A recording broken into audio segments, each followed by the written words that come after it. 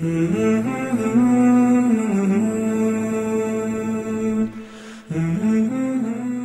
the next 2 days is not a historical study, and it's not a biographical study, it's not a seerah course, and it's not a retelling of the life of the Prophet ﷺ. And I wish first to introduce you to the notes that I've gathered and collected for you. Some of them that I've translated myself, others that have been translated by others. The aim of this book is that on its own, it stands alone. So even if you did not attend or hear what I have to say, that you can use this as a manual and a guide on its very own, that you can become acquainted with the Prophet ﷺ. Tells you a little bit about his ancestry, about his life, about his upbringing, about his birth, about his death, about his struggles, about the verses in the Quran that were spoken about him, about events in his life. On its own, this book is valuable. But my intention, inshallah, is to enact this into your contemporary life. Is that the struggles of the Prophet that we hear about Badr and Uhud take relevance into my life today, when I'm undermined, when I'm isolated, when I'm outnumbered, when I'm weak. What did the Prophet do that I can do? When I'm successful and I've gained prominence and people listen to what I say and I've become a leader unto man, how do I use that leadership and responsibility to lead people to good? The aim is not to talk historically about the Prophet ﷺ, but to lead myself and you to a summation of the Sunnah of his life. This is a Sunnah course.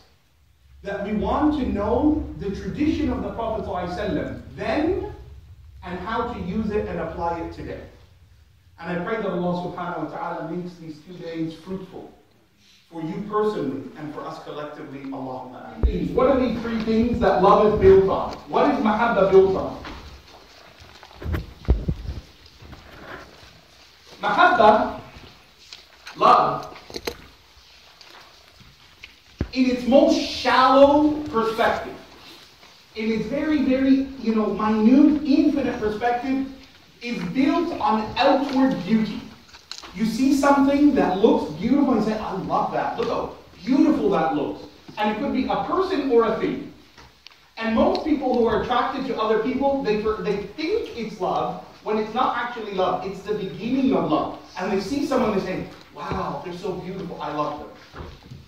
And people used to see the Prophet ﷺ, and just on account of his outer beauty, which we will study shortly, his shama'il, his physical characteristics and his etiquette, they would fall in love with him ﷺ. The first step of those who lived with the Prophet ﷺ, for many of them, the most shallow love was just of how he looked and what they experienced from him. Number 2, what is now adding value to that outer love, that outer appearance that people love you for, that physicality, all of a sudden second to that is inward love. Where a person's heart connects with your heart. And it's now immaterial of how you look. And I love that person. It doesn't matter what they appear like. I will love them just the same. And third, and the pinnacle of love, is the love of sacrifice. You know that that person would do whatever is in their power to give you, at their detriment, on their sacrifice, what will honor you and elevate you in life. And that's beautiful. And that's that selfless, unconditional love that we speak of as parents and as husbands and wives.